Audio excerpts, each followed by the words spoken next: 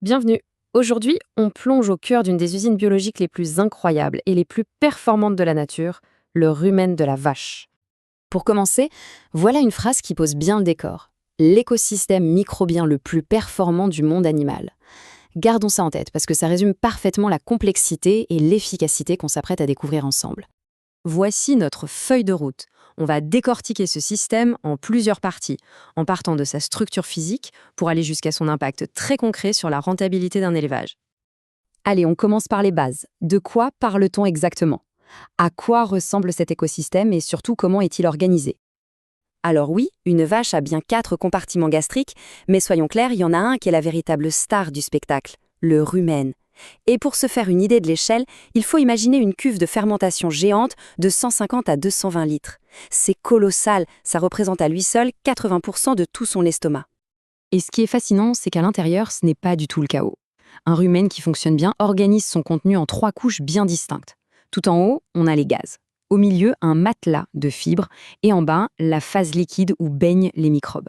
Cette organisation, cette stratification est absolument cruciale pour que tout fonctionne correctement. Bon, maintenant qu'on a vu le contenant, intéressons-nous au contenu. Qui sont les vrais acteurs de cette usine? C'est le moment de rencontrer les milliards de micro-organismes qui y travaillent sans relâche. D'abord, il y a les bactéries. C'est l'armée d'ouvriers de première ligne. On en compte des milliards dans une seule goutte de jus de rumen. Et chaque groupe de bactéries a sa spécialité. Certaines s'occupent des fibres, d'autres de l'amidon, d'autres encore des protéines. Une véritable chaîne de montage. Ensuite, on a les protozoaires. Si les bactéries sont les ouvriers, eux, ce sont un peu les chefs d'équipe, les régulateurs. Leur rôle, contrôler les populations de bactéries pour éviter les excès et aussi stocker l'amidon. Ça agit comme un tampon pour éviter que la fermentation ne s'emballe. Et pour finir, on a l'équipe de soutien qui est tout aussi indispensable. D'un côté, les champignons qui sont les seuls capables de s'attaquer aux parois végétales les plus coriaces, et de l'autre, les archers qui font le ménage en consommant l'hydrogène produit, un gaz qui, en trop grande quantité, pourrait tout simplement bloquer le système. Donc toute cette main-d'œuvre microbienne travaille d'arrache-pied pour transformer la ration. Mais elle la transforme en quoi au juste? Regardons d'un peu plus près les produits qui sortent de cette usine. Le produit phare, la vraie valeur ajoutée, ce sont les acides gras volatiles, ou AGV. Il faut voir ça comme le supercarburant de la vache. Ils sont directement absorbés dans le sang et fournissent l'essentiel de son énergie. Et le ratio entre ces 3 AGV est absolument déterminant pour la production laitière. Évidemment, qui dit fermentation dit aussi sous-produit.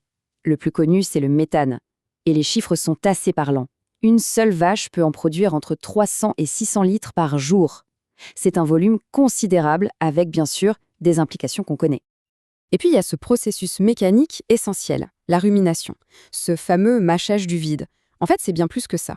En ruminant, la vache produit une quantité phénoménale de salive, jusqu'à 300 litres par jour.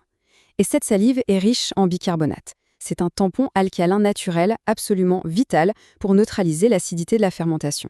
On vient de le dire, toute cette incroyable mécanique biologique repose sur un équilibre chimique extrêmement fragile. Et la clé de voûte de cet équilibre, c'est le pH. Le pH idéal du rumen doit se maintenir dans une fourchette très étroite, entre 6,0 et 6,8. C'est légèrement acide.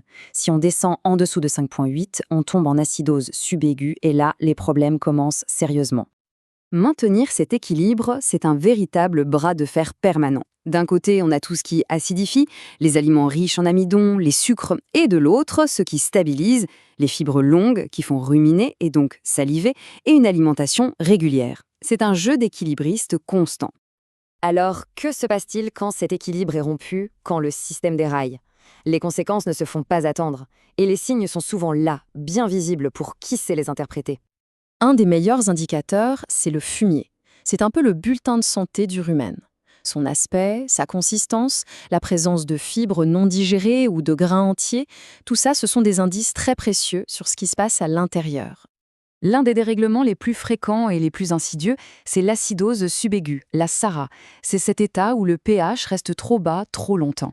Et les conséquences sont multiples et coûteuses. La matière grasse du lait qui chute, des problèmes de boiterie, un animal en moins bonne santé générale. Tout ceci nous amène logiquement à la question finale et essentielle, quel est l'impact de ce monde microscopique sur le portefeuille de l'éleveur? L'impact est direct, mesurable et significatif. Un rumen qui fonctionne mal, c'est une perte sèche qui peut aller de 1,5 à 3 litres de lait par vache, et ce, chaque jour. Il suffit de faire le calcul sur l'ensemble d'un troupeau pour comprendre l'enjeu économique. Et encore, la perte de lait n'est que la partie visible de l'iceberg. Parce qu'un rumen en mauvaise santé, c'est un effet domino sur toute la santé de l'animal. Plus de problèmes de fertilité, plus de boiterie, un système immunitaire affaibli, les coûts indirects sont énormes. Cette plongée dans le rumen nous laisse donc avec une question de fond. Finalement, est-ce que la clé d'un élevage qui soit à la fois performant, rentable et durable ne se trouverait pas précisément là, dans cet univers invisible à l'œil nu ? C'est une piste de réflexion assez vertigineuse,